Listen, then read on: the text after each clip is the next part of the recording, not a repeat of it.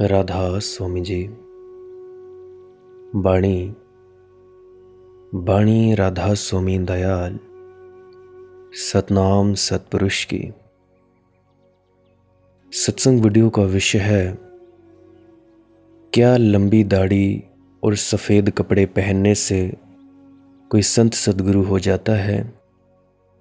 क्या भगवे वस्त्र पहनने से, गेरुए वस्त्र पहनने से, हरे वस्त्र पहनने से, माथे रंगने से, जटाएं रखने से, भभूत मलने से कोई संत सद्गुरु या साधु सन्यासी हो जाता है?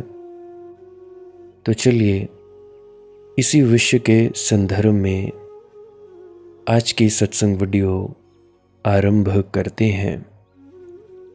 गुरु प्यारी सत्कारयोग सत्संगत जी, आज हम संत दरिया जी की वाणी ले रहे हैं।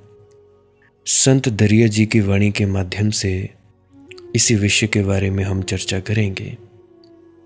दरिया जी की वाणी है, दरिया लक्षण साध का, क्या गिरही क्या भेक, निह कपटी निरसंक रही बाहर भीतर एक। यह वाणी संत दरिया जी की वाणी है, परम संत दरिया जी की, जो दरिया की तरह ही गहरे हो चुके थे, दरिया की तरह ही ठहर चुके थे। प्यारी सत्संगत जी, सबसे पहले तो आप सभी के भीतर बैठे परमात्मा को मेरा प्रणाम और आप सभी के चरणों में मेरा प्रणाम स्वीकार करें। विनती करना चाहता हूँ, जो भी व्यक्ति भजन सिमरन में तरक्की चाहता है या उनका मन तंग करता है और चाहते हैं कि मन हमारा तंग ना करे, तो विनती है कि इस वीडियो को पूरा अंत तक सुनने की कृपालता ज़रूर करें जी। हो सकता है कि आप लोगों का मन ठहर जाए, आप लोगों की भजन सिमरन में तरक्की होने में मदद मिल जाए, तो आप जी कहीं ना कहीं इस वीडियो में कुछ ना कुछ ऐसा पा लो जिससे कि आपका फ़ायदा हो जाए। वरना जैसी आपकी मौज है वैसा आप जी कर सकते हैं। जिन्हें जिन्हें दिक्कत है कि जी हमें एड्स आती हैं, वह व्यक्ति इस वीडियो को डाउनलोड कर सकते हैं, डाउनलोड करके भी सुन सकते हैं। या जिन्होंने YouTube प्रीमियम ख़रीदा है 150 रुपये का, 200 रुपये का, वो भी बिना एड्स का फ़ायदा उठा सकते हैं। तो मैं अभी आगे बढ़ने जा रहा हूँ। जैसा कि संत दरिया जी की वाणी है, दरिया लक्षण साध का, क्या गिरही क्या भेक, निह कपटी निरसंक रही बाहर भीतर एक। ऐसे तो सन्यासी या साधु या संत की व्याख्या हो नहीं सकती। ऐसे तो साधु संत या महात्मा बस अनुभव की बात है। फिर भी जो उस अदृश्य में नहीं गए, जिन्होंने उस अगम्य गति नहीं की, उनके लिए कुछ शब्दों का सहारा चाहिए, उन्हें कुछ इशारे चाहिए। अब उदाहरण के लिए, चांद को बताती हुई उंगलियां चांद तो नहीं हैं, लेकिन फिर भी चांद की तरफ इशारा तो है। और जिन्होंने कभी आंखें चांद की तरफ उठाई ना हो, उनके लिए वे उंगलियां भी सही हैं। यद्यपि कोई भूल से भी ये ना समझे कि चांद की तरफ उठाई गई उंगली ही चांद है। उंगली में कहाँ चांद, उंगली में कैसे चांद? लेकिन फिर भी दूर आकाश के चांद की तरफ इशारा हो सकता है उंगली से कि वो रहा चांद, वो देखो। तो अगर उंगली के टिप को पकड़ गए तब भी चूक गए। अगर इशारे की सीध में देखा कि वो रहा चांद, तब तो चांद को देखा जा सकता है। तो ऐसे ही संत दरिया जी की वाणी है, अगर ठीक से समझें तो ये पड़ाव बन जाएंगे तुम लोगों की अनंत यात्रा के। तो दरिया जी की क्या वाणी है, दरिया लक्षण साध का, क्या गिरही क्या भेक। साधु का लक्षण क्या है? घर में हो कि घर के बाहर, इससे भेद नहीं पड़ता। क्या गिरही क्या भेख, सन्यासी हो कि गैरिक वस्त्रों में सन्यासी हो, कि सफ़ेद वस्त्रों में, नीले पीले भगमे में, इससे कुछ भेद नहीं पड़ता। घर में हो कि मंदिर में हो, इससे भेद नहीं पड़ता। बाजार में हो कि हिमालय पर हो, इससे भी भेद नहीं पड़ता। कहाँ है इससे भेद नहीं पड़ता। क्या है इससे भेद पड़ता है। फिर सुनो, कहाँ कोई व्यक्ति है, कहाँ किसी व्यक्ति की रहाइश है, कैसे वो रहता है, इससे भेद नहीं पड़ता। वो अंदर से क्या है, इससे भेद पड़ता है। कैसे कपड़े पहने हैं, इससे कैसे भेद पड़ सकता है। कैसी अंतरात्मा है, कैसी चेतना का प्रवाह है, कैसा बोध है, इससे भेद पड़ सकता है। तो ना तो कपड़ों से भेद पड़ता, ना तो घर द्वार छोड़ने से भेद पड़ता, ना बाजार दुकान छोड़ने से भेद पड़ता, ना बच्चे परिवार छोड़ने से भेद पड़ता है। ये तो सब धोखे हैं। इनसे जिसने भेद डाल लेना चाहा, वह बड़ी मूर्खता में पड़ गया। घर द्वार छोड़कर भाग जाओगे, मन कहाँ छोड़ोगे। जो घर द्वार को पकड़ता था, मन तुम्हारे साथ चला जाएगा, और साथ रहा तो तुम कहीं फिर घर द्वार वसा लोगे। मन साथ रहा तो तुम फिर कहीं कुछ पकड़ने लगोगे। पकड़ने की मूल वृत्ति तो तुम्हारे भीतर है। अब देखो, पत्नी के कारण तुम संसार में नहीं हो, ना पति के कारण तुम संसार में हो, और ना ही बच्चों के कारण या माता पिता के कारण तुम संसार में हो। ये कतई मत सोचना कि ये मेरी पत्नी है, ये मेरे बच्चे हैं, ये मेरा पति है, या ये मेरे माँ बाप हैं, ये मुझे संसार में घसीटे ले रहे हैं। नहीं, तुम्हारा मन अकेला नहीं रह सकता, इसीलिए तुम संसार में हो। अकेले में भयभीत होते हो, अकेले में डरते हो, अकेले में अंधेरा घेर लेता है। किसी का संग साथ चाहिए, इसीलिए संसार में हो। तो पत्नी को छोड़कर जाओगे, इससे क्या फर्क पड़ेगा। कोई और संग साथ खोज लोगे। संग साथ तुम्हें खोजना ही पड़ेगा।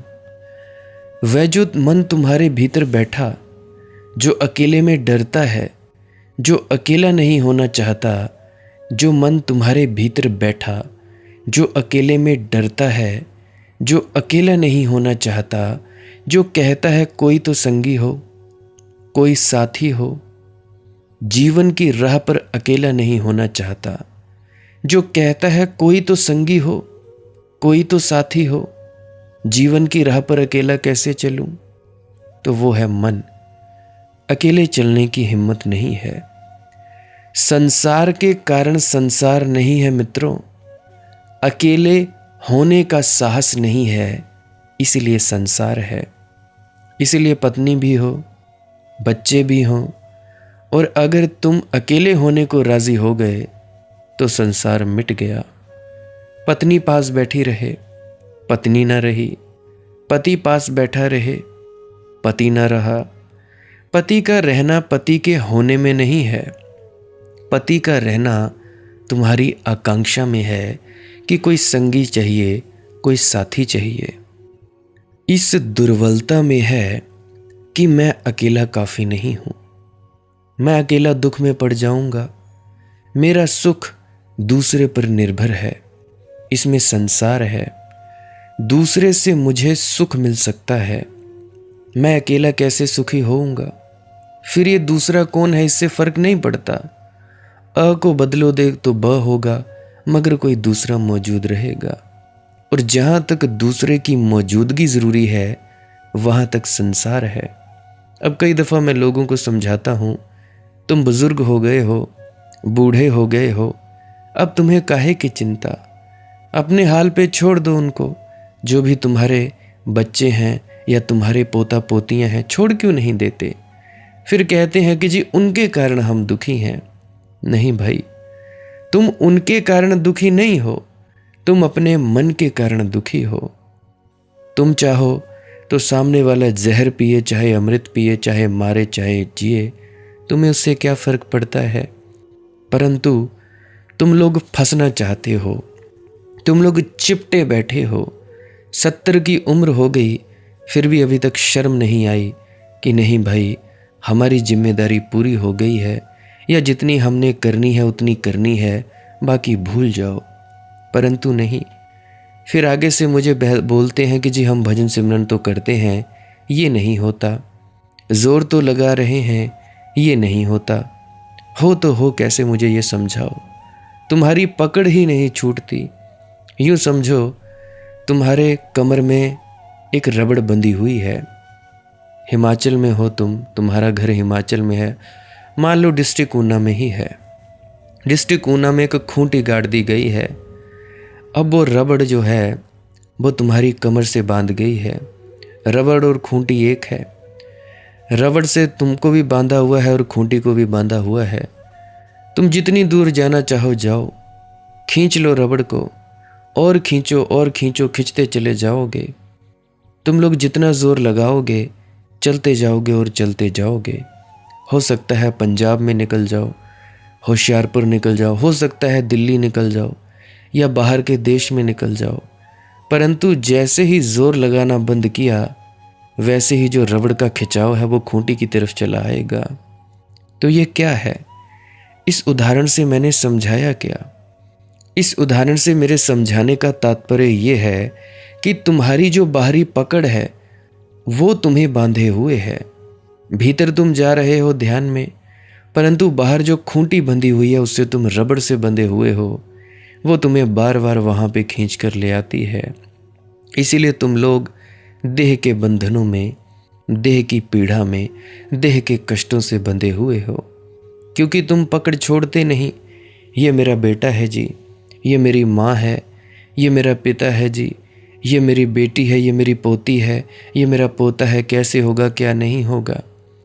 ज़रा सोचो, अभी तुम मर जाओ, अभी तुम ज़मीन पर लेट जाओ, तब क्या तुम्हारे पत्नी बच्चे नहीं पलेंगे? तब क्या तुम्हारा बेटा या बेटी नहीं पलेंगे? परंतु नहीं, हम जानबूझकर पकड़े बैठे हैं, अपनी मुट्ठी को छोड़ते नहीं। हालांकि तुम्हें घर बार नहीं छोड़ना, तुम्हें कुछ करना नहीं, धरना नहीं, तुम्हें कोई यज्ञ तप करने की आवश्यकता नहीं। घर में रहकर पत्नी, बच्चों या पति का या परिवार का पालन पोषण करते हुए तुम भीतर जाना चाहोगे तो जा सकते हो, परंतु पकड़ छूटती नहीं। मैं क्या कहता हूँ, 24 घंटे में से केवल 10 मिनट के पूरा संसार भूल जाओ। भूल जाओ कि ये मेरे बच्चे हैं, सब मर गए, केवल मैं हूँ, मैं अकेली हूँ या मैं अकेला हूँ। 10 मिनट के लिए भूल जाओ। हालांकि भूल जाने से तुम्हारी पत्नी ही रहेगी, तुम्हारा पति ही रहेगा, तुम्हारे बच्चे ही रहेंगे, रिश्ता तो नहीं बदलेगा। तुम अपने घर में बैठे हो, अपने कमरे में, तुम्हारे पत्नी बच्चे या पत्नी साथ में है या बच्चे भी साथ में है। 10 मिनट के लिए भूल जाओ। अगर तुम पूरी तरह से भूल जाओगे कि हाँ कोई भी नहीं है, तो इस भुलावट में ही पकड़ छूट गई। तो ऐसे ही तो ध्यान में उतरना है। ध्यान में जब उतरो तो तुम पत्नी बच्चों की फिक्र ही मत करो, कोई चिंता ही मत लो कि होगा या नहीं होगा। जब भीतर चले जाओगे सब भूल जाओ। जब बाहर आ जाओगे तुम्हारी पत्नी रहेगी, बच्चे तुम्हारे बच्चे रहेंगे। परंतु तुम दुनिया में भी काम करोगे, तुम अपने भीतर भी काम करोगे। परंतु तुम लोग करते क्या हो? ध्यान के लिए भी बैठते हो, फिर भी पत्नी बच्चों के बारे में सोचते हो, क्या होगा क्या नहीं होगा। भीतर जाओ तो भीतर जाते वक्त सब भूल जाओ, परंतु जब बाहर आओ फिर चिंता लो क्या होगा क्या नहीं होगा। अब हमारे पास आमदनी कम है या बच्चों की फीस भरनी है, बाहर आके सोचो। ध्यान के वक्त ये सब चीज़ें नहीं सोची जाती। ध्यान का मतलब है कुछ न करना। जब तुम गाड़ी नींद में जाते हो तो क्या करते हो? कुछ भी नहीं करते हो। अगर तुम गाड़ी नींद में कुछ कर रहे हो तो इसका मतलब नींद ही नहीं आएगी। जिन जिन के मन बेचैन हैं, जिन जिन के मन चंचल हैं, जिन जिन के मन भरे हुए हैं तरह तरह की जलन से, वासनाओं से, उनको नींद कहाँ आती है। या ये अमीरों को ले लो, अमीरों को नींद कहाँ आती है? बिल्कुल नहीं आती है। तो मेरे कहने का तात्पर्य ये है कि भाई अपनी पकड़ छोड़ दिया करो। जब भी तुम जितने मिनट के लिए, जितने घंटों के लिए तुम ध्यान के लिए बैठोगे, सारा संसार भूल जाओ। और जब तुम उड़ जाओ, मान लो सुबह 6 बजे बैठे, 7 बजे तक तुम लोगों ने बैठना है, 6 से लेकर 7 बजे तक सब भूल जाओ। 7 बजे उठो, 7 बजे, 8 बजे या 10 बजे तुम अपने पत्नी, बच्चों या पूरे परिवार के बारे में सोचना शुरू करो। क्या करना है, क्या नहीं करना है, कैसे करना है, कैसे होगा, कैसे नहीं होगा, सब सोचना शुरू कर दो। और जब सोचोगे, ब्रेनस्टॉर्मिंग करोगे, तो कॉपी पर लिखते चले जाओ कि ये समस्या है। अब समस्या पता लग गई क्या है, अब समस्या का समाधान चाहिए। फिर सोचना शुरू कर दो इस समस्या का समाधान क्या होगा। सोचते सोचते सोचते सोचते समाधान भी निकल आएगा। तो समाधान भी कॉपी पर लिख डालो। तो समस्या भी तुम्हारे सामने है और समाधान भी तुम्हारे सामने है। जैसा समाधान तुम्हारे अंदर से आया, उस समाधान को करके देखो। मान लो कोई समस्या है कि भाई चाय का कप पीना है, ये समस्या है। समस्या लिख डाली कॉपी पे कि चाय का कप पीना है, ये समस्या है। अब उसका समाधान तुम्हारे अंदर से आएगा कि चाय का कप पीना है, भाई रसोई में चले जाओ, ऐसे ऐसे तुमने चाय पत्ती डालनी है, पानी गर्म करना है, दूध डालना है, या जो भी तुम सामग्री डालना चाहोगे डालो।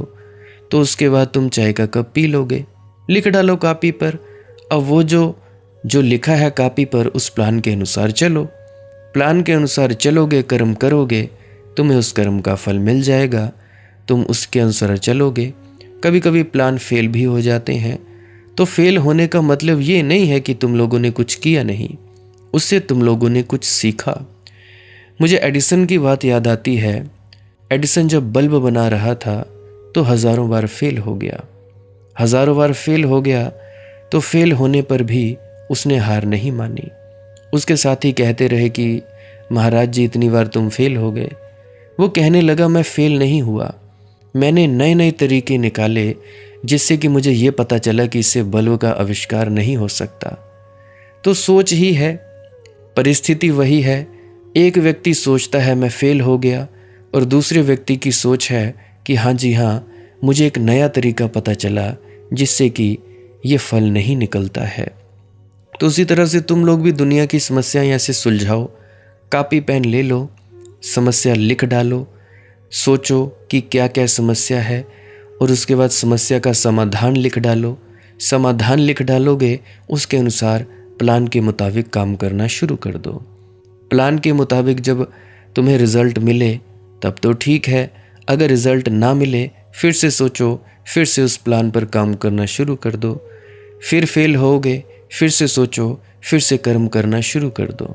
श्री कृष्ण महाराज भी कहते हैं कर्मन निगा दिगारस्ते माँ फलेषु कदाचन, कि हे अर्जुन तू कर्म कर, फल की चिंता मत ले। अगर तूने जहर पिया है तो तू मरेगा, अमृत पिया है तो अमृत को प्राप्त हो जाएगा। मिर्ची बोई है तो मिर्ची खाएगा। तो कर्म करना और प्रोसेस पर ध्यान दिया करो, रिजल्ट की मत चिंता करो। अब देखो, तुम लोग खेत बीजते हो, खेत में चले गए, आम बो दिया, तो आम बोया है तो आम ही तो निकलेगा। बोए पेड़ बबूल के आम कहाँते हुए, अगर बबूल का पेड़ बोया है तो बबूल निकलेगा। तो प्रोसेस को देखा करो कि तुम कर क्या रहे हो। बिलीव इन द प्रोसेस, कर्म करने पर विश्वास रखो। अब अखरोट बीजा है तो आने वाले समय में अखरोट ही तो आएंगे, अखरोट ही तो निकलेगा, और क्या निकलेगा। तुम लोग ये नहीं सोचते। उसी तरह से तुम लोग ध्यान के लिए बैठते हो, भजन के लिए बैठते हो, तो ध्यान के लिए बैठते हो, तुम सोचते हो कुछ हो नहीं रहा जी, तो बैठते रहो भाई। गिरो उठो, गिरो उठो, गिरते रहो, उठते रहो, गिरते रहो, उठते रहो, कर्म करते रहो, करते रहो। और जो बीच की प्रोसेस है उसका इंतज़ार करो। देखो, जब भी कोई बीज ज़मीन में बोया जाता है तो वो अंधेरे में होता है, अंधकार में होता है। जब भी कोई बीज ज़मीन में होता है इतना अंधेरा होता है और ऊपर से मिट्टी जकड़न में रखती है उसे। बीज को लगता है कि अब मेरा जीवन का अंत हो गया। धीरे धीरे बीज अंदर से जोर लगाता है, प्रोसेस हो रही है, जोर लगाता है तो अंदर से टूट पड़ता है। टूट पड़ता है तो एक कली निकलती है छोटी सी, हालांकि होती धरती के अंदर ही है, काला अंधेरा। फिर उसके बाद धरती से बाहर निकलती है, धीरे धीरे पौधा बनता है, पौधे से थोड़ा और बड़ा पौधा बनता है, पौधे से वृक्ष बनता है, वृक्ष के बाद वो फल देने लगता है। तो इसी तरह से कोई भी कर्म शुरू किया है, अगर तुम अंधेरे में हो, डार्क नाइट है, अंधेरी रात है, तो तुम ये लोग मत सोचो कि भैया कुछ हो नहीं रहा है। हो अवश्य रहा है। मुझे एक जापानी या शायद चीनी बांस की याद आ रही है। जापान या चीन में एक ऐसा बांस है जो 4 साल तक सिर्फ 1 से 2 फुट तक ही बढ़ता है, या हो सकता है 1 फुट तक ही बढ़ता है। तो 4 साल तक वो कहीं भी नहीं बढ़ता है, परंतु जैसे ही 5वां साल शुरू होता है सीधा 30 से 40 फीट तक बढ़ जाता है, इतना ऊंचा और लंबा हो जाता है। तो क्या हुआ, 4 सालों में उस बांस के पेड़ ने जड़ें जमाई धरती के अंदर, और उसे 1 साल लगा ऊपर चले जाने में, ऊपर बढ़ने में, 30 40 60 फुट बढ़ने में। तो उसी प्रकार से तुम लोग जो प्रयास कर रहे हो, ये मत सोचा करो कि भाई हमारा प्रयास विफल जाएगा। हम जो प्रयास कर रहे हैं उस प्रयास का कोई फल नहीं मिलेगा। जो कर्म किया है प्रोसेस पर विश्वास रखो। आज अंधेरी रात है, धीरे धीरे धीरे धीरे बीज ज़रूर फूटेगा, पौधा बनेगा, पौधे से वृक्ष बनेगा और फल ज़रूर आएंगे। ऐसा हो नहीं सकता क्योंकि यह कर्म भूमि है। कर्म करोगे तो फल मिलेगा ही मिलेगा। आग में हाथ डालोगे तो हाथ जलेगा ही जलेगा। बर्फ़ को टच करोगे तो बर्फ़ में ठंडे होगे ही होगे। तो मैंने क्या कहा, दोनों हिस्सों में देखो, कर्म बस कर्म है, करनी का मार्ग है। अक्सर बाबा जी महाराज फरमाया करते हैं कि देखो भाइयों, देखो मित्रों, देखो सज्जनों, देखो सत्संगियों, करनी का मार्ग है, कथनी का नहीं। परंतु हम कोरी बकवासों में ज़्यादा पड़ते हैं, करनी करने पर ज़्यादा जोर नहीं देते हैं। हम लोग कथनी करते हैं, फालतू में जीभों की लपालप करते हैं। अगर किसी को मिल गया है तो चुप बैठे अपने घर में, हुक्म मिला है तो बोले, नहीं हुक्म मिला है तो उस अमृत के प्याले को पिए चला जाए, पिए चला जाए, पीता ही चला जाए। करना धरना कुछ नहीं है। करना धरना क्या है, कुछ भी नहीं करना है, बस पीना है। उस अमृत के रस को पीते चले जाओ, पीते चले जाओ। मार्ग ये करनी का है। तुम चाहे लाखों करोड़ों वीडियोज़ सुन लो, लाखों करोड़ों सत्संग सुन लो, तुम चाहे लाखों किताबें पढ़ लो, तुम चाहे लाखों संतों से दीदार कर लो, दर्शन कर लो, परंतु मिलेगा कब? तुम्हारी करनी से, तुम्हारे भीतर जाने से, अपने आप की पहचान करने से। No thy self. अक्सर बाबा जी फरमाया करते थे कि सोक्रेटिस कहता था कि नो दाई सेल्फ, अपने आप की पहचान करो भाई। ये भी फरमाया करते थे कि भाई अपने आप की पहचान होगी तभी तो पता लगेगा कि हम कहाँ से आए हैं। आत्मदर्शन, उसके बाद परमात्मा दर्शन। तो तुम लोग प्रोसेस पर ध्यान दिया करो। ये करनी का मार्ग है। तुम सुनते जाओ, किसी को भी सुनते जाओ, मुझे क्या फ़र्क पड़ता है। मुझे सुनो कि किसी को सुनो, ओशो को सुनो, बाबा जी महाराज को सुनो, महाराज चरण सिंह जी को सुनो, दादा भवानी, दादा मंगाराम, अनंत अनंत संत महात्मा हुए हैं, अनंत अनंत महात्मा होंगे। तो जितना भी सुनते जाओगे, अगर अमल में नहीं लाओगे तो फिर क्या फ़ायदा। अमल में ना लाने से तुम्हारा सत्संग जाने का भी क्या फ़ायदा, तुम्हारा सेवा करने का भी क्या फ़ायदा। तुम लोग ज़रा सोचो। अमली उत्ते होण नवेड़े, खड़ी रहन गिया जाता। वो है ना एक कवाली मैं अक्सर सुनाया करता हूँ, उथे अमलां दे होने ने नवेड़े, किसे नी तेरी जात पुछनी, उथे अमलां दे होने ने नवेड़े, किसे नी तेरी जात पुछनी। अमला दे होण निवेड़े खड़ी रहणगियां जाता, कोई नहीं पूछेगा कि भाई तुम राधा स्वामी थे कि गैर राधा स्वामी थे, तुम निरंकारी थे या तुम कबीर पंथी थे, या तुम गुरिंदर सिंह के चेले थे या बाबा रामपाल के या किसी फलाने के या उसके या इसके। वहाँ पे तो एक ही बात होगी, अमल। अमल कितना किया है, कौन सी तुम कर्म लेकर जाओगे, क्या लेकर जाओगे, यही कर्म लेकर जाओगे। अगर तो कर्मों का लेखा जोखा खत्म कर दिया जीते जी, तब तो अगला जन्म नहीं होगा। अगर कर्मों का लेखा जोखा बचा रहा, फिर तो भाई अगला जन्म होता ही रहेगा। अगर तो खत्म हो गया तब तो नहीं होगा, अगर नहीं खत्म हुआ लेखा जोखा, अगला जन्म होगा ही होगा। ये गारंटीड है, ऐसा होना ही होना है। तुम चाहे लाख किसी पूरे गुरु के शिष्य हो, लाख जो तुम करते हो, अगर तुम लोगों ने अपने आप की पहचान नहीं की, कोई फ़ायदा नहीं है। अगला जन्म होगा ही होगा। चाहे मौत के समय तुम्हारा गुरु आए, चाहे कोई आए, सब तुम्हारा वहम है। बहुत से सूक्ष्म शरीर देखे हैं मैंने जो कहते हैं जी अंत समय गुरु तो आया, परंतु हम भटक गए। भटके कहाँ? क्योंकि वो जो था वो तुम्हारे मन का ही खेल था। अब मन के खेल को तुम लोगों ने सच्चा समझा, आत्मदर्शन हुए नहीं, अपने आप का ज्ञान हुआ नहीं, तो कौन सा गुरु कैसा गुरु? गुरु दिख गया कि यमदूत दिख गए, है तो सब मन का खेल। तो मन के खेल को ही तुम लोगों ने सारा कुछ समझा, तो भाई तुम लोग मरे। ये तो तब पता चलता है जब अगला जन्म मिलने तक तुम रुके रहते हो, यात्रा करते रहते हो कि कौन सी माँ का गर्भ सही है। मंदिरों के चक्कर लगाते हो, मस्जिदों के लगाते हो कि कोई सच्ची सुच्ची माँ मिले जिसके गर्भ में मैं प्रवेश कर पाऊँ। चक्कर लगाते हो तुम सत्संग सेंटरों के, संतों के दरगाहों में चक्कर लगाते रहते हो तुम मरने के बाद सूक्ष्म शरीर में कि हाँ भाई कौन से शरीर में दाखिल हो, कौन सी माँ सही है जो मेरा तेज सहन कर सकती है। ऐसा ही होता है और क्या होता है। देखो बात मैं कहता हूँ सीधी सादी और सच्ची, क्योंकि ना तो मुझे तुम लोगों से कुछ चाहिए और ना ही तुम लोग मुझे कुछ दे सकते हो। मेरे पास सब कुछ है, शहंशाहों का शहंशाह हूँ, मालिक ने मुझे बनाया है, जो कुछ दिया है उसने दिया है। अभी हुक्म करूँ अभी सब कुछ मिल जाएगा, परंतु फिर भी उसके कर्म विधान को नहीं खंडित करता। क्यों नहीं करता, ये तो भाई मालिक ही जाने। जो उसका हुक्म है उसके हुक्म अनुसार चले जा रहा हूँ। उसका हुक्म है कि बेटा बोले जा रहा हूँ, वरना मुझ जैसी की क्या औकात कि मैं बोल सकूँ। सो कहने की बात यह है कि कर्म देखो अपना, करनी पर जोर करो अपनी। जितना ज़्यादा करनी पर जोर करोगे, जितना ज़्यादा अमल पे जोर करोगे, उतना ज़्यादा तुम अपने गुरु जैसे होते जाओगे।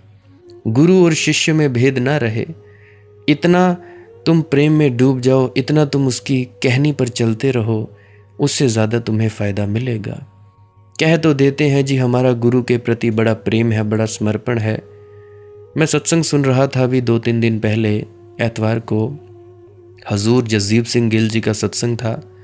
वो खुद फरमा रहे थे कि तुम लोग कहते हो जी हमने शरण ले ली, तुम्हारी शरण क्या है? शरण का मतलब तो ये होता कि भाई तुम लोग सुध बुध खो देते, तुम लोग करनी करते या हुक्म की पालना करते। अगर तुम लोग हुक्म की पालना नहीं कर रहे हो, तुम लोगों को सुध बुध रहती है, अब भी तुम्हारे अंदर अहंकार है, भेदभाव है, तो काहे की शरण, कैसी शरण? वैसे तो तुम लोग शरण में हो, परंतु तुम लोगों का क्या हाल है, हुक्म नहीं मानना। तो हुक्म नहीं मारना, करनी नहीं करनी, तो भाई क्या ही फ़ायदा है। तो सबसे ज़्यादा ज़रूरी है करनी, कर्म। जितनी ज़्यादा करनी में लाओगे, अमलों में लाओगे, उतना ज़्यादा बेहतर। सत्संग चाहे एक ही सुनते रहो, एक ही सत्संग काफ़ी होता है। एक ही सत्संग बार बार सुनते जाओ, बार बार सुनते जाओ, बार बार सुनते जाओ, कोई फ़र्क नहीं पड़ता। उस व्यक्ति की जो अनहद नाद में लिपटी हुई जो धारा है, जो रस है, वो शब्दों के माध्यम से तुम्हारे पास आती जाएगी और तुम्हें तब्दील करती जाएगी, करती जाएगी, करती जाएगी। और एक दिन ऐसा आएगा कि तुम लोग आनंद के सागर में डूब जाओगे। तो भाई करनी का मार्ग है। तो मैं संत दरिया जी की वाणी की बात कर रहा था। दरिया लक्षण साध का कि साधु की क्या लक्षणा। तो दरिया जी क्या कहते हैं, क्या गिरही क्या भेख, घर में हो कि घर के बाहर हो, संसारी हो कि सन्यासी हो, इससे कुछ फर्क नहीं पड़ता। हक पटी निरसंक रही बाहर भीतर एक। किस किस बार से फर्क पड़ता है? निष्कपटी। कपट का अर्थ होता है कुछ है भीतर, कुछ दिखाते हैं बाहर, भीतर कुछ और छिपा है। मुंह में राम राम है, मुंह में तो राम का स्मरण चल रहा है, 5 नाम का जप कर रहा है, परंतु बगल में छुरी। कुछ है भीतर, कुछ दिखाते हैं बाहर। भीतर और बाहर में भेद ही नहीं है, विरोध है। भीतर दुख है, बाहर मुस्कुराते हैं, तो कपट हो गया। भीतर मुस्कुराहट है, बाहर आंसू गिराते हैं, तो कपट हो गया। अभी हाल ही में 2-3 दिन पहले दूध वाली जो आंटी जी हैं उनके घर में गया, जिनसे मैं दूध लेकर आता हूँ भैंसों का। तो उनके घर में गया, मैं कह रहा था कि आंटी जी मुझे ज़मीन चाहिए, 10 मरला ही मिल जाए या बना बनाया मकान ही मिल जाए, 2 कमरे हों, एक रसोई हो, लेटरिन बाथरूम हो, बस इतना ही चाहिए। और क्या चाहिए? और तो कुछ नहीं चाहिए। बाकी अगर ज़्यादा बड़ा होगा तो ना तो मैं ले पाऊँगा और मेरे पास इतना पैसा है भी नहीं। तो वो कहने लगी कि मैं इनसे पूछती हूँ, हमारे जो ये सामने पड़ोसी हैं, कहने लगी कि ये भी राधा स्वामी हैं। मैंने बोला अच्छा राधा स्वामी है ये? मैंने बोला वो कैसे?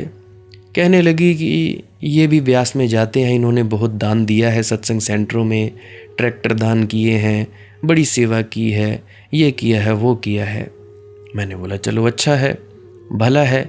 तो वो कहने लगी कि इनसे पूछती हूँ, इनके भी 3 प्लाट हैं, तो क्या पता वो तुम्हें दे दें, तो मैं बात करती हूँ। तो उन्होंने बात की होगी। तो आज मैं फिर से दूध लेने गया, आज यानी पिछले कल, अभी तो सुबह के 2, 2:30, 3 बज रहे हैं, सत्संग रिकॉर्ड कर रहा हूँ। तो पिछले दिन गया मैं दूध लेने, शाम को होशियारपुर से आया था तो लेट हो गया था, 8:30 बजे का टाइम है।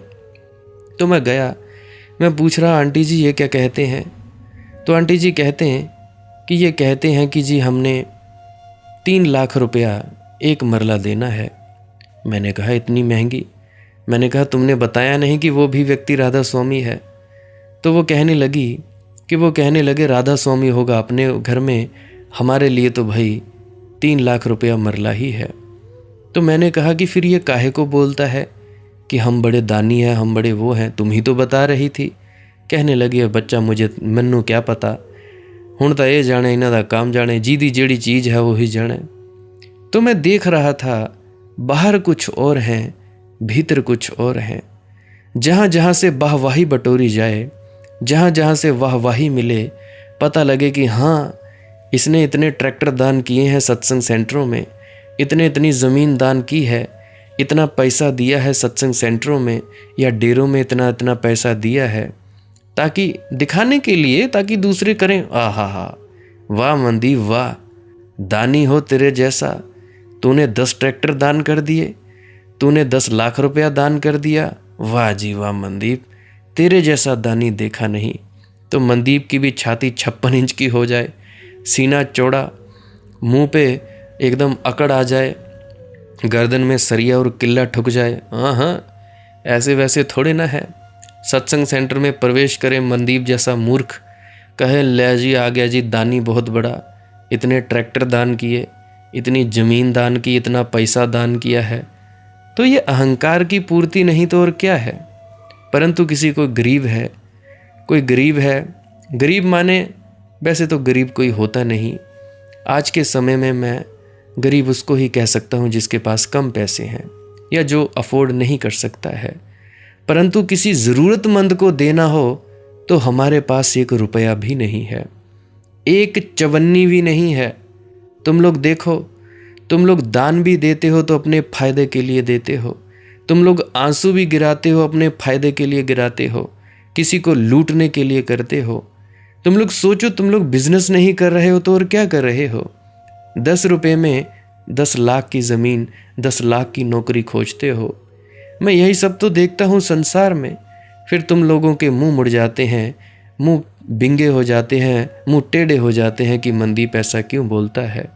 ये आज का छोकरा, 28 साल का छोकरा ऐसा कहता फिरता है। अरे भाई, मैं देखता हूँ, मैं देखकर जो कहता हूँ वो कहता हूँ। नहीं यकीन है मेरे पास, मेरे घर में आ जाना, यहाँ पे किराए के मकान पे जहाँ पे मैं रहता हूँ, किराए के मकान पे मैं रहता हूँ, आ जाना, मैं मिलवा दूंगा आंटी से। जो दूध देते हैं, जिनसे मैं दूध लेके आता हूँ, आंटी जी से मिलवा दूंगा। तो तुम लोगों को हो जाएगा यकीन कि भाई ये व्यक्ति जो कहता है वो 100% सत्य कहता है। जो मैंने कहा है भाई, वो मेरे अनुभव की बात है। तो कपटी लोग हैं, कहते तो हैं कि हम ऐसे हैं, फिर जी अहंकार के लिए दान पुण्य करते हैं। एक और मैं कहानी सुनाता हूँ आपको, ये भी सच्ची है। हुआ क्या, बड़ूही में एक मेरे मित्र हैं, शिवदास जी, शिव है उनका नाम, माता चिंतापूर्णी के भक्त हैं वो। एक दिन मुझसे फरमा रहे थे कि मनदीप भाई, कोई व्यक्ति है जो 25-30 लाख रुपया दे दे। मैंने कहा भाई मेरे पास कौन सा कैसा व्यक्ति। कहने लगे कि चाहिए है आपको तो काफ़ी लोग सुनते हैं, कोरोना के वक्त की बात है। मैंने कहा सुनते तो हैं, परंतु मैंने मांगा नहीं किसी से पैसा। मैंने कहा क्या बात हुई? कहने लगे कि एक ऐसे व्यक्ति है, दुकानदार है, तो उसने लोन तो बनवा लिया पर दे नहीं सका, बीमार हो गया, तो उसकी दुकान में अब सामान भी पड़ा है, कपड़े की दुकान है। मैंने बोला अच्छा। मैंने बोला भाई मेरे पास तो इतना पैसा है नहीं, बड़ी मुश्किल से 10-20 हज़ार रुपये होंगे मेरे अकाउंट में, वो भी जब ज़रूरत पड़ेगी तो मैं इस्तेमाल कर लूँगा। तो वो कहने लगे अच्छा। तो मैंने सोचा चलो ठीक है, मदद करनी चाहिए। तो कुदरती मैं होशियारपुर जा रहा था, तो वहाँ पे जो भंडारे करवाते हैं, मेलों के जो लोग हैं, मेले करवाते हैं, जो अभी होशियारपुर से लोग आएंगे, पंजाब से माता चिंतापूर्णी के यहाँ जाते हैं, कोई पीर निगाह जाते हैं, तो वहाँ पे अलग अलग लोग भंडारे करवाते हैं। तो ऐसे ही भंडारा करवा रहे थे, तो मैंने जाकर देखा, कहने लगे खाना खा लो जी। मैंने सोचा शायद ये मदद करेंगे, तो मैंने बोला चलो ठीक है, खाना तो मैं नहीं खाऊंगा क्योंकि भूख है नहीं, खाता ही एक वक्त हूँ, तो मैं खा कर आया हूँ। तो मैंने उनसे, जो उनके सेवादार थे, सेवा करवा रहे थे, मैंने पूछा कि देखो ऐसा करो, मुझे आपका जो व्यक्ति जो पैसे लगा रहा है उससे मिलवाओ, जो व्यक्ति ये भंडारा करवा रहा है, ये खाना खिला रहा है लोगों को, उससे मिलवाओ। तो वे कहने लगे कि वैसे तो हम 5-10 लोग मिलकर करवा रहे हैं, परंतु जिस व्यक्ति ने सबसे ज़्यादा पैसा लगाया है, वो जो मालिक बना हुआ है, मैनेजर, मोरीदार, तो उससे मिलवा देते हैं। तो मैं गया मिलने। उस वक्त मेरी उम्र होगी करीब 5 साल पहले की बात है, तो 28 में से 5 निकाल दो, 22-23 साल की उम्र। और उस वक्त मैं बहुत ही ज़्यादा पतला था, अब तो फिर भी हल्का फुल्का मेरा शरीर भर गया है, पहले मैं बिल्कुल ही पतला था, सूखी हड्डी जैसा। तो मैं गया, मैंने कहा अंकल जी आपसे बात करनी है। कहने लगे बेटा क्या हुआ? मैंने कहा जी आप भंडारे करवाते हो, बहुत अच्छी सेवा है। कहने लगा मालिक का दिया सब कुछ है, अगर भंडारे ऐसे 100 करवाने हो तो मैं करवा दूंगा। मैंने पूछा जी करीब बता सकते हो कि इस भंडारे में कितना आपका खर्चा हो गया? कहने लगे जी 1-2 लाख हो ही गया है, बाकी सभी का मिला जुला के सुबह से लेकर शाम तक लगता है, सब ऐसे खर्चा पानी होता है। तो मैंने कहा यह भंडारा कितने दिनों तक चलेगा? कहने लगा जी 1 महीने तक चलेगा, जब तक ये मेले चलेंगे। तो मैंने कहा कि मतलब कि महीने का अगर चलेगा तो 1 लाख भी रखकर चलो तो 30 लाख तो लग ही जाएगा आपका। कहता हाँ भाई 30 लाख तो लग ही जाएगा। तो मैंने कहा आपके पास तो पैसा अच्छा खासा होगा। कहने लगा मेरे पास ये भी है, ये भी है, काफ़ी ज़मीन है, इतना किराया आता है। तो मैंने कहा भाई एक मदद चाहिए। कहने लगा बोलो भाई, बोलो बेटा क्या मदद चाहिए? मैंने कहा जी हमारे वहाँ पे आप उसके घर में जाइएगा, एक व्यक्ति है उसको 25 लाख की ज़रूरत है, आप उसका मकान खरीद लो, आपका मकान भी हो जाएगा और उसकी मदद भी हो जाएगी। तो वो एकदम से बौखला गया, कहने लगा हैं ये तू क्या बात कर रहा है, मैं और किसी पराये व्यक्ति की ऐसे मदद करूँगा? मैंने कहा जी यहाँ भी तो कौन से आपके अपने खाना खा रहे हैं, आप खाना खिला रहे हो, उसका भी भला हो जाएगा और मकान आपके नाम हो जाएगा, 25-30 लाख का है, जितने का भी बोलता है उसकी मदद हो जाएगी और आप 25-30 लाख की आपकी चीज़ बन जाएगी, आप वहाँ पे भी किराए पे चढ़ा देना। कहने लगा ना ना ना ना, तू बकवास करता है, तू यहाँ से चला जा, तू कैसी बातें करता है। तो एकदम से तेवर बदल गए, मुंह लाल हो गया, कहने लगा इसको बाहर निकालो यहाँ से, ये कहाँ से आ गया उपद्रवी बच्चा। तो मैं वहाँ से निकाला गया, प्रताड़ित करके गालियाँ गुलियाँ निकाली। क्योंकि मेरी बात तो सही थी, मैंने तो अपने हिसाब से मदद करने की कोशिश की, क्योंकि मेरे पास तो था नहीं। मेरे कौन से पिताजी की फैक्ट्रियाँ चलती हैं कि बहुत बड़ी फैक्ट्रियाँ हैं। तो उसके बाद मैंने सोचा कि लोग अहंकार के कारण ही ये सब कुछ करते हैं, दान भी करते हैं अहंकार के कारण करते हैं कि 100 लोगों को पता चले कि हमने 10 रुपया दान दिया है, हमने डेरे की पेटी में 100 रुपया दिया है, या किसी व्यक्ति को $100 दिए हैं या $200 दिए हैं। हमारा ऐसा हाल है, किसी बाकी ज़रूरतमंद व्यक्ति को ज़रूरत है उसको हम मदद नहीं करते ही नहीं है। अब अगर मेरे बारे में पता करना हो तो कर लेना, जो बताएंगे अपने मुंह मियाँ मिट्ठू क्या करनी। मेरे पास मदद करने के लिए कुछ होता नहीं, फिर भी कुछ तरकीबें बता देता हूँ लोगों को कि भैया ऐसा ऐसा कर लो, तुम्हारा यह काम हो जाएगा। क्योंकि पैसा तो मैं जितना दे सकता हूँ उतना तो मैंने दिया, बड़ी हद 2000 दे देता हूँ, 3000 दे सकता हूँ, 4000, इसके बाद तो मेरे पास खुद के पास नहीं होते, आप लोगों को मैं क्या ही दूँ। और मैंने तो घर भी बनाना है, कई बार तो मैं जो घर बनाने के लिए पैसे जोड़े होते हैं वो भी दे देता हूँ कि भाई ले लो भाई, तेरा कुछ हो जाए, तेरा कुछ सर जाए, तू तो भूखा मत मर, तेरे पास तो ये कमी है, तू तो पूरा कर ले। तो हो जाता है, परंतु मेरे पास इतना धन होता नहीं। तो जितनी मेरी औकात है, जितनी मेरी सामर्थ्य है, उतनी मैं करता हूँ। तो मैं लोगों को देखता हूँ, बहुत सारे लोग ऐसे हैं, मतलब कि अंदर कुछ है बाहर कुछ है। तो कपट का अर्थ क्या है? कपट का अर्थ है भीतर और बाहर में द्वंद्व है, द्वैत है। भीतर और बाहर दो अलग खंडों में बंटे हैं, अखंड नहीं है तो कपट हो गया। और कपट बड़ा दुख झेलता है, और आश्चर्य यह है इस आशा में दुख झेलता कि कपट से शायद सुख मिले, लेकिन झूठ से कभी सुख मिलता नहीं। झूठ से ही दुख मिल जाए तो फिर तो रेत से भी निचोड़ो तो तेल निकल आए। झूठ से सुख नहीं मिलता, सुख तो सच की छाया है, सुख तो सहजता में फलता है। और जो आदमी कपटी है कैसे सहज होगा? वह सारी दुनिया को प्रवंचना में रखना चाहता है, अंततः स्वयं प्रवंचना में पड़ जाता है। जो गड्ढे तुमने दूसरों के लिए खोदे हैं उनमें तुम ही गिरोगे, दुख पाओगे बहुत। दुख है ही इसीलिए जगत में क्योंकि हमने सुख का सार सूत्र नहीं समझा। सुख का सार सूत्र है सहजता और दुख का सार सूत्र है कपट। तुम लोग कपटी हो, महामूढ़ हो, बेईमान हो, और तुम लोग कहते हो कि हम सत्संगी हैं। क्या खाक के सत्संगी हो? अरे जरा खुद से तो पूछा करो कि हम लोग करते क्या हैं और क्या नहीं करते हैं। फिर लोग कहते हो कि मनदीप डांट मारता है, बेइज्जती करता है। अरे भाई ऐसा ना बोलूं तो क्या बोलूं? तुम लोग कपटी हो, और हो तो हो। तुम्हारे अहंकारों को ठेस पहुंची है तो पहुंचे।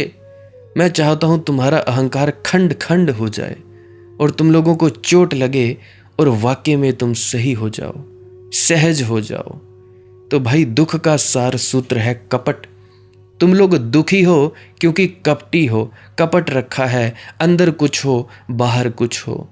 सहजता का अर्थ होता है बाहर भीतर एक, जैसा भीतर है वैसा ही बाहर है। तुमने उसे बाहर से पढ़ लिया तो उसकी अंतरात्मा को पढ़ लिया। रत्ती भर भेद ना पाओगे उसके बाहर भीतर में। छोटे बच्चों में ऐसी सहजता होती है। इसीलिए तो संतों का एक लक्षण सदा कहा गया है कि वे फिर वे छोटे बालकों की भांति हो जाते हैं। बच्चा नाराज हो गया है तो फिर वह नाराजगी प्रकट करेगा, पैर पटकेगा, खिलौना तोड़ देगा, दीवार से सिर मार लेगा, जमीन से उलट पलट करेगा। उस छोटे से क्षण में उस छोटे बालक में ऐसा क्रोध लपटों की तरह उठेगा जैसे सारे संसार को नष्ट कर देगा। और क्षण भर बाद क्रोध आया भी और गया भी।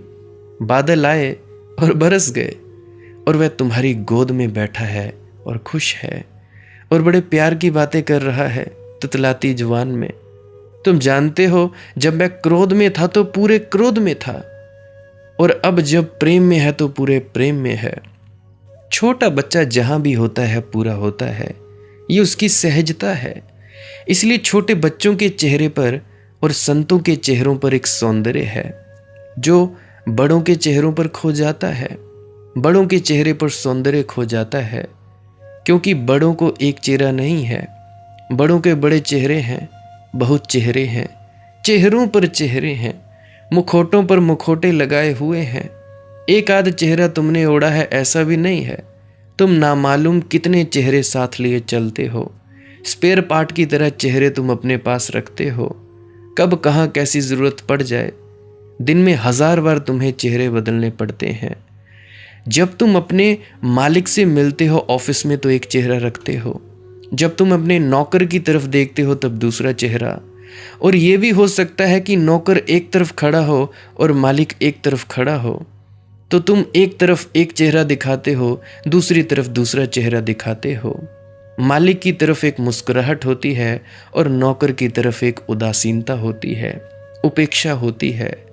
नौकर में तुमने आत्मा थोड़ी कभी मानी है, इसीलिए नौकर जब तुम्हारे कमरे में प्रवेश करता है तुम कुछ ना कुछ करते रहते हो, ऐसे ही अनदेखा कर देते हो जैसे कोई आया ही नहीं, जैसे कोई भी नहीं आया। नौकर है, नौकरी की गिनती आदमियों में थोड़ी, आत्मा में थोड़ी होती है। तुम ऐसे उदासीन बैठते रहते हो कमरे में जैसे कोई ना आया ना कोई गया। पत्नी की तरफ एक चेहरा है तुम्हारा, तुम्हारी प्रेमिका की तरफ दूसरा चेहरा है तुम्हारा, बच्चों की तरफ एक चेहरा है तुम्हारा, बड़ों के प्रति दूसरा चेहरा है, अपनों के प्रति एक चेहरा है, परायों के प्रति दूसरा चेहरा है। रास्ते पर चलते हुए किसी दिन तुम अपने चेहरों की संख्या तो करना, गिनना तो सही, कितनी बार तुम बदल लेते हो। जिस आदमी से तुम्हें काम है, जिस आदमी से तुम्हें मतलब है, उससे तुम कैसे मिलते हो, कैसे प्रेम भाव से मिलते हो। और ये वही आदमी है जिसकी तरफ कल तुमने आंख भी ना उठाई थी, कल कोई काम ही ना था। और ये वही आदमी है कल फिर तुम आंख ना उठाओगे जब काम का ना रह जाएगा। देखते हो ना, राजनेता तुमसे वोट लेने के लिए आता है, मत लेने के लिए आता है, तो कैसे तुम्हारे चरणों का सेवक हो जाता है। तुम्हें लगता है ऐसा जैसे बस तुम्हारी सेवा करने के लिए ही इस आदमी का जीवन बना है। एक बार ये सत्ता में पहुंच गया फिर तुम्हें पहचानेगा भी नहीं, फिर तुम्हारी तरफ आंख भी नहीं उठाएगा। तुमसे कोई मतलब ना रहा, तुमसे कोई प्रयोजन ना रहा। और ऐसा मत समझना ये राजनेता की ही बात है, तुम लोगों की भी यही बात है, सबकी यही बात है। तो कपट का अर्थ है पाखंड, कपट का अर्थ है बहुत चेहरे, और इन बहुत चेहरों में तुम्हारा मौलिक चेहरा तो खो ही गया। परमात्मा ने जो चेहरा बनाया था तुम्हारा, उसका तो कुछ पता ही नहीं चलता इस भीड़ भाड़ में चेहरे की कहाँ खो गया, कहाँ भटक गया। उसे तुम पहचान भी ना पाओगे, उसे तुम खुद भी नहीं जानते कि तुम्हारा असली चेहरा कौन सा है। शीशे के सामने भी जब तुम खड़े होते हो तब तुम दूसरों को धोखा देते हो ऐसा नहीं है, अपने को भी धोखा दे लेते हो। शीशे के सामने खड़े होकर तुम अपने को भी धोखा दे लेते हो। धोखा ऐसा गहरा हो गया है, ऐसा तुम्हारे खून में मिल गया है, ऐसा हड्डी मांस मज्जा में प्रविष्ट हो गया है, ऐसा खून में मिल गया है, ऐसी तुम्हारी हड्डी हड्डी में रच गया है कि शीशे के सामने भी तुम वही नहीं होते जो तुम हो। सोचना जरा मेरी बात को। तो मैं कहता हूं निष्कपटी कोई चेहरा ना हो, या बस एक ही चेहरा हो जो परमात्मा ने तुम्हें दिया। जैन फकीर कहते हैं अपने साधकों को, मौलिक चेहरा खोजो, उस चेहरे को खोजो जो जन्म के पहले तुम्हारे पास था, माँ के गर्भ में तुम्हारे पास था। तब तो कोई पाखंड नहीं हो सकता, क्योंकि माँ के गर्भ में ना कोई लेना है ना देना, ना मिलना ना जुलना, ना कोई मालिक ना कोई नौकर। जीवन का विस्तार वहां नहीं, जंजाल वहां नहीं। तो माँ के पेट में 9 महीने जो तुम्हारा चेहरा था उसमें कोई भी रेखा ना रही होगी धोखे की, कोई था ही नहीं जिसको धोखा देना हो। उस चेहरे को खोजो। मैं अक्सर देखता हूँ जब भी सदगुरु महाराज तुम्हारे सामने से गुजरते हैं, बड़े तुम हाथ जोड़ते हो, हाँ बाबा जी, हाय मेरे बाबा जी। कोई चीखे मारता है, कोई रोता है, कोई चिल्लाता है। यही लोग थोड़ी देर के बाद जब वो चले जाते हैं, जब गलती से किसी का धक्का लग जाता है तो मारने मरने को तैयार हो जाते हैं। देखे हैं मैंने ऐसे लोग डेरों में, सत्संग सेंटरों में, राजनीति के अड्डों के सिवाय और बचा क्या है। फिर मुझे कहते हो कि तू इतना बोलता क्यों है, क्रिटिसिज्म क्यों करता है। देखो भाई, आज अगर मैं घर से बाहर निकाला गया हूं तो उसी क्रिटिसिज्म के कारण बाहर निकाला गया हूं। सही को सही कहने का मुझ में दम है और गलत को गलत कहने का मुझ में दम है। चाहे मेरे पिता ही क्यों ना हो, जब वो गलत काम करेंगे तो मैं बोलूँगा कि तुम यहाँ गलत हो। जो वो सही काम करेंगे तो मैं बोलूँगा उनको कि तुम सही हो। मैं अपने आप को नहीं बख्शता। क्या मैंने तुम्हें पुरानी वीडियोस में नहीं बताया कि मैं क्या क्या करता था? क्या मैंने खुद को बख्शा? नहीं बख्शा। तो जो व्यक्ति खुद को नहीं बख्श सकता तो तुम्हारे ऐब पापों को कैसे बख्श सकता है? हालांकि तुम्हारे ऐबों पापों को मैं निजी रखता हूं, सारों को मैं इकट्ठा मिला के बताता हूं। कोई किसी स्त्री में कुछ ऐब है, कोई पाप है, किसी पुरुष में कोई ऐब है, कोई पाप है। मैं पर्टिकुलर या एक व्यक्ति का नाम लेकर नहीं करता कि हाँ भाई उस व्यक्ति में ऐसा है। सभी में ऐसा ही है, कोई व्यक्ति का नाम नहीं लेता। तुम्हारे कमियों को, तुम्हारे ऐबों और पापों को इसीलिए मैं हाईलाइट करता हूँ, इसीलिए मैं दर्शाता हूँ ताकि तुम लोग उसे निकालो। तुम्हारे फटे पजामे को मैं तो दिखाता हूँ कि भाई ये तुम्हारा पजामा फटा हुआ है, इसको ठीक करो। तुम्हारी सलवार कमीज फटी हुई है तो मैं बताता हूँ कि भाई यहाँ से ठीक करो। तुम्हारा पल्लू सरका हुआ है तो मैं बताता हूँ कि बहन देख तुम्हारा पल्लू सरका, इसको ठीक करो।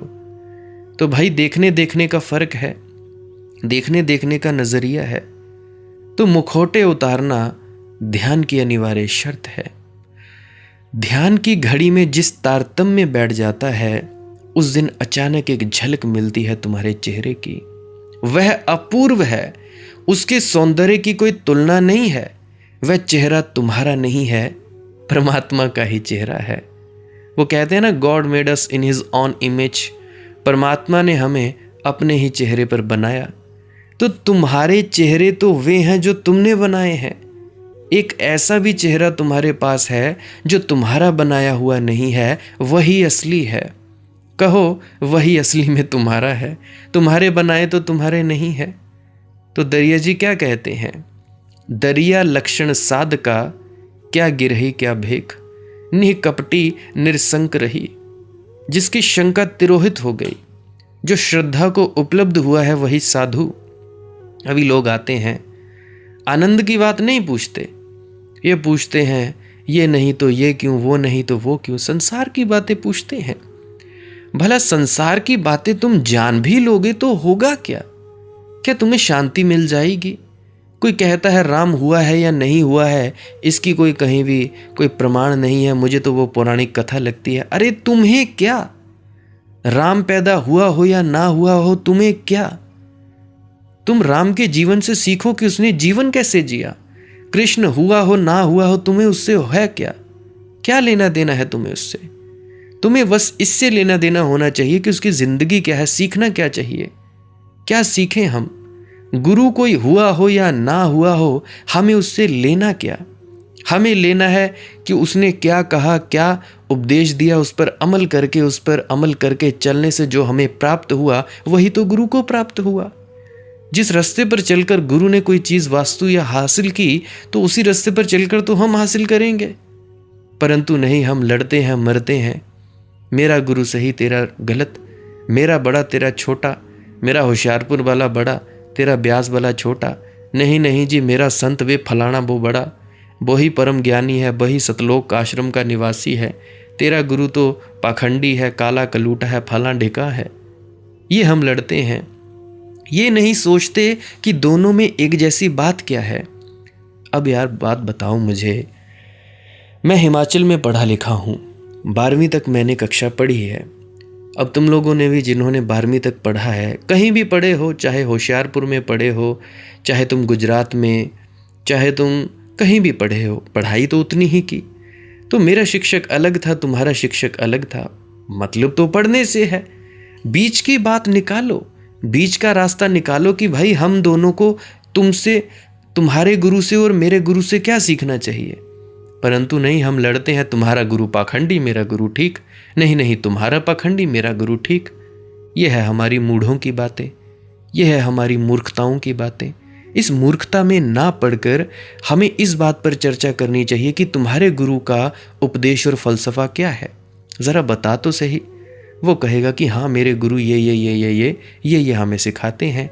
तो दूसरा बोले हाँ तू बता भाई तेरा गुरु क्या सिखाता है। वो कहे कि मेरा गुरु ये बातें सिखाता है। तो भाई एक दूसरे से पूछो, जब पूछेगा क्या पता जो दूसरे का गुरु है वो कोई अलग चीज़ सिखाता हो, कोई नई बात सिखाता हो जो तुम्हारे गुरु के बोलने में रह गई हो। क्या पता तुम्हारा गुरु कोई ऐसी चीज़ सिखा रहा हो जो सामने वाले गुरु से भूल गई हो। तो दोनों का फायदा निकालो ना। शिक्षक अलग हैं, तुम लोग मित्र हो या कोई भी हो, या एक दूसरे के पड़ोसी हो, या सामने आमने मकान है तुम्हारा, तुम्हें उससे क्या, तुम्हें लेना देना ही क्या है यार। तुम जरा मेरी बात को समझो, लड़ने में कुछ नहीं रखा है, बातों को समझो। इसलिए मेरे पास श्री कृष्ण महाराज के भक्त आते हैं, श्री राम के भक्त आते हैं, कोई माता को पूजने वाले, कोई देवी को, कोई शिव को पूजने वाले, कोई निरंकारियों के भक्त आते हैं, कोई राधा स्वामियों के, ब्यास वालों के, आगरा वालों के, कोई किसी का कोई गुरु। कई गुरु तो ऐसे हैं जिनका मैंने नाम तक नहीं सुना है। मुझे क्या, तुम लोगों के गुरु हैं, नहीं बात करते तो कोई दिक्कत की बात नहीं।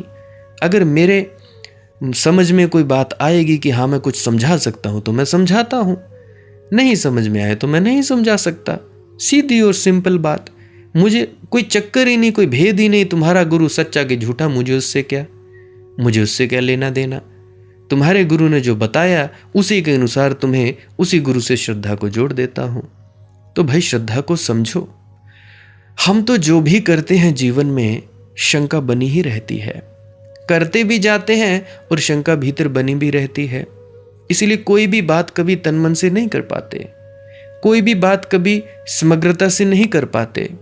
शंका के कारण समग्र कैसे हो जाओगे, डाउट तो रहेगा ही ना।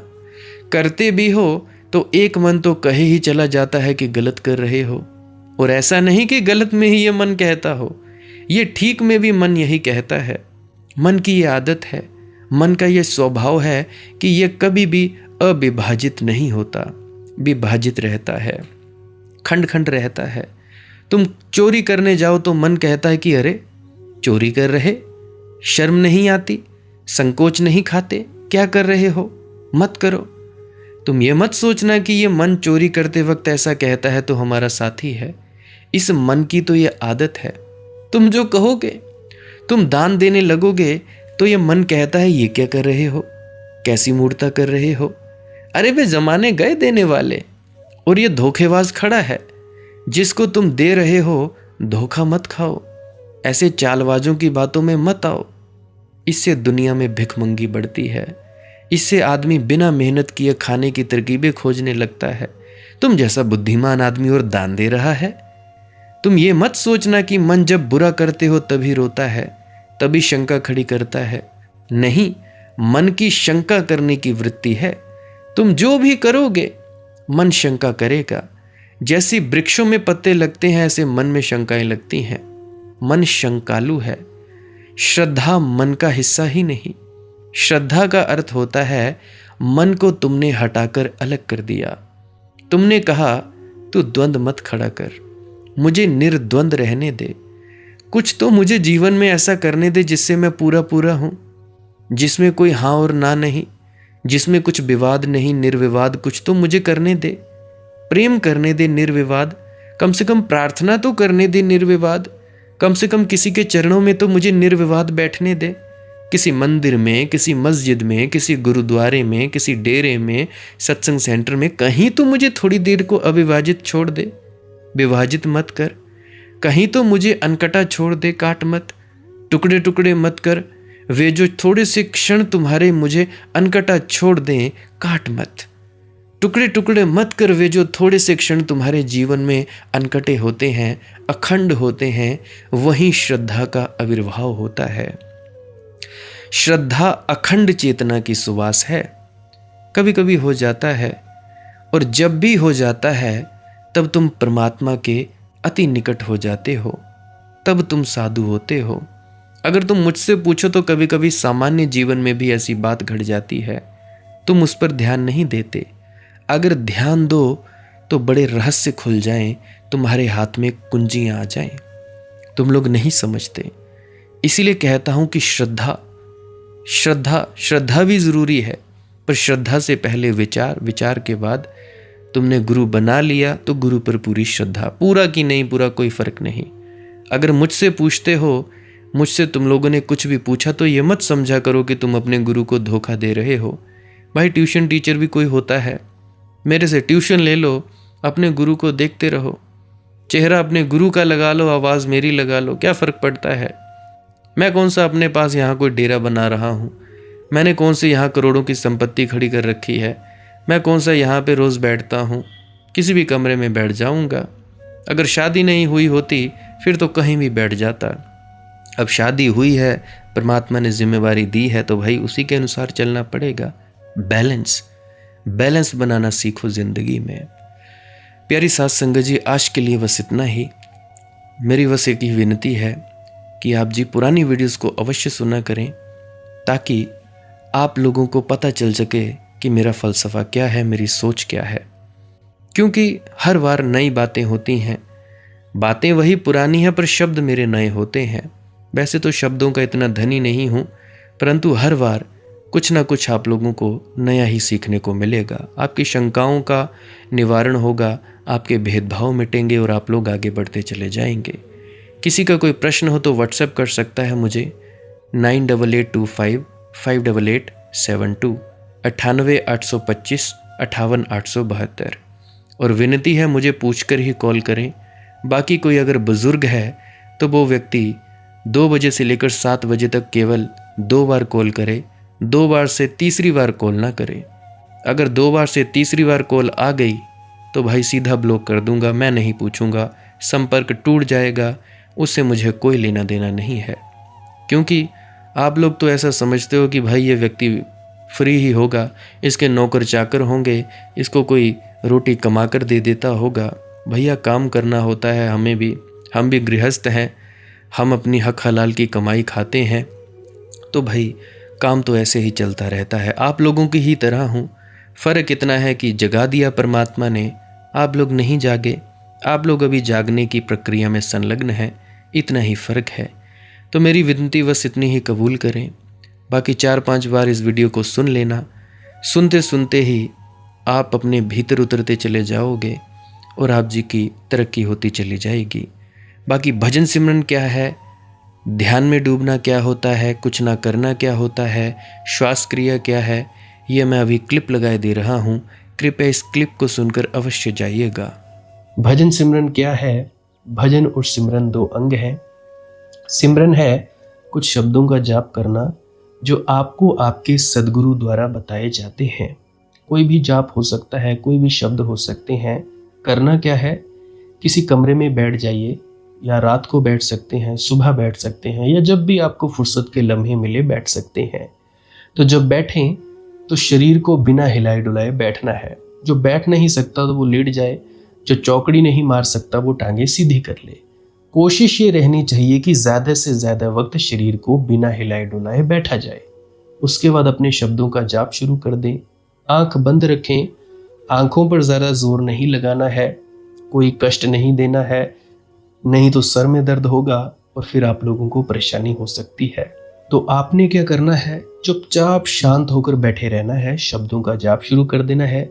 जितनी देर भी आप करना चाहो, आधा घंटा, पौना घंटा, 10 मिनट, 15 मिनट, या जितनी भी आपको आपके सद्गुरु द्वारा दिया गया निर्देश है, जितना निर्देश है उसका पालन कीजिए। और उसके बाद दूसरा स्टेप करना बड़ा ही ज़्यादा ज़रूरी है। वो क्या है, वो उसी अवस्था में बैठे रहें या आसन भी बदल सकते हैं। ये जो शब्दों का जाप होता है ये एकाग्रता के लिए होता है, ताकि मन की एकाग्रता आ जाए। और जब मन की एकाग्रता आ जाए फिर दूसरा कदम क्या है, धुन सुनने के लिए बैठना। चुपचाप बैठे रहें, आंख बंद है, शब्दों का जाप बंद कर देना है। और अगर कोई भी आपके गुरु महाराज है, उनको आप स्मरण कर रहे थे, याद कर रहे थे, आंखों के सामने शक्ल ला रहे थे, तो उसको लाना बंद कर दीजिए। शब्द धुन सुन रही है तो सुनते रहिए, आंख बंद करके अंधेरे में ही टिके रहें। टिके रहना है और ये इच्छा नहीं करनी है कि कुछ दिखे, कहीं पहुंचा जाए, परमात्मा को पाना है, ये करना है, वो करना है। याद रखें, ना कुछ समझना है, ना कुछ देखना है। ऐसे ही अज्ञानी होकर इसी अंधेरे में पड़े रहें। इसी अंधेरे में पड़े रहना है बस। उसके बाद जो होगा सो होगा। और अगर कोई अनुभव हो भी गया तो इससे ये नहीं कि अगली बार फिर से कामना करनी है कि ये वैसे ही हो। कामना ही सबसे बड़ी अड़चन है, इच्छा ही सबसे बड़ी अड़चन है, किसी चीज की तृष्णा करना ही सबसे बड़ी अड़चन है, मांग ही वासना है। अगर परमात्मा चाहिए तो कुछ नहीं मांगना है, चुपचाप बस बैठो, अपने आराम में बैठो, अपने विश्राम में बैठो। धीरे धीरे धीरे वो होगा जो होना चाहिए। अगर मैं ज़्यादा बोलूँगा तो आप लोग फिर से उसकी कल्पना कर लोगे कि जी ऐसा होता है, खंड ब्रह्मांड ऐसे होते हैं, चांद तारे दिखेंगे, फलाना ढिकाना। तो मैं ऐसा नहीं कहूँगा। मैं बस इतना कहूँगा, जो कुछ दिखता है, कुछ भी दिख जाए, वो मन है, वो माया है। जो नहीं दिखता वही आत्मा है, वही आत्मा में होना है। अब जैसा कि तुम लोग इसी अंधेरे में टिके रहोगे, टिके रहोगे, टिके रहोगे, तो कुछ दिनों के बाद या महीनों के बाद एक प्रकाश आएगा। वो प्रकाश पूरे शरीर में फैलता जाएगा और धीरे धीरे तुम इस प्रकाश के सहारे अपने आप में स्थित होगे। अब देखो, इस प्रकाश को देखने वाले भी तुम हो और इस शब्द धुन को सुनने वाले भी तुम हो। अब जो ये शब्द धुन को सुनता है और प्रकाश को देखता है, ये तुम हो। तो अपने आप में स्थित होना है, अपने आप को जानना ही सच्चा आत्मज्ञान है। खुद को जानना, खुद को जान लिया, मालिक को फिर जान जाओगे। तो इतनी सी प्रक्रिया है। और आगे आप श्वास क्रिया भी कर सकते हो। ये मुझे बताई गई थी विजय शर्मा जी द्वारा। वो एक उच्च कोटि के संत हैं, तो उन्होंने मुझे बताई। अब मेरा फर्ज बनता है कि आप सभी को बताऊं। वैसे तो मैं रोज रोज बताता हूं, फिर भी आज फिर से बता रहा हूं। श्वास क्रिया क्या है?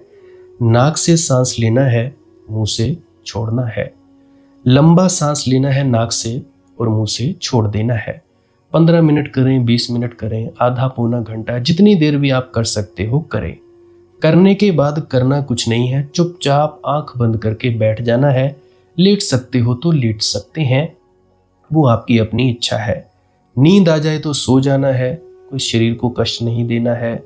अगर सर घूमे घूमने देना है, अगर आपका शरीर कांपे तो कांपने देना है।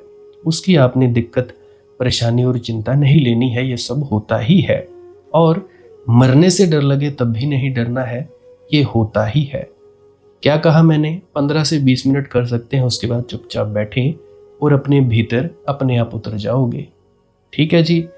प्रेग्नेंट लेडीज बिल्कुल ना करें, जिनको दिल की बीमारी है या गोलियां वगैरह खाते हैं वो भी बिल्कुल ना करें, और बाकी सब कर सकते हैं। जिनको नींद नहीं आती वो अवश्य करें, और जिनको थोड़ा डिप्रेशन रहता है वो भी अवश्य करें, और जिनके बच्चे थोड़ी पढ़ाई में कमज़ोर हैं वो भी ज़रूर करें। बाकी आपकी मौज है, करना हो करिए, नहीं तो आपकी अपनी अपनी इच्छा है। और ध्यान दें, जब सिमरन करें तो उसके बाद सीधा भजन पे बैठें, और जब ये श्वास क्रिया करें तो इसके बाद सीधा भजन के लिए बैठें। अलग अलग प्रक्रियाएं हैं।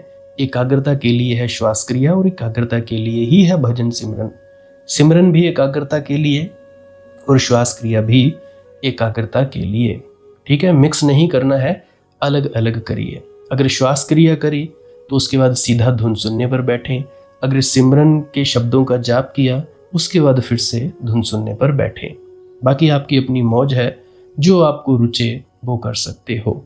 अगर धुन सुनने लगे तो धुन सुनने पर ही डायरेक्ट बैठा जाए, परंतु श्वास क्रिया मत छोड़ना, क्योंकि श्वास क्रिया करने से शारीरिक, मानसिक और आध्यात्मिक लाभ मिलता है। तो बाकी आप कीजिए, आपकी मौज है।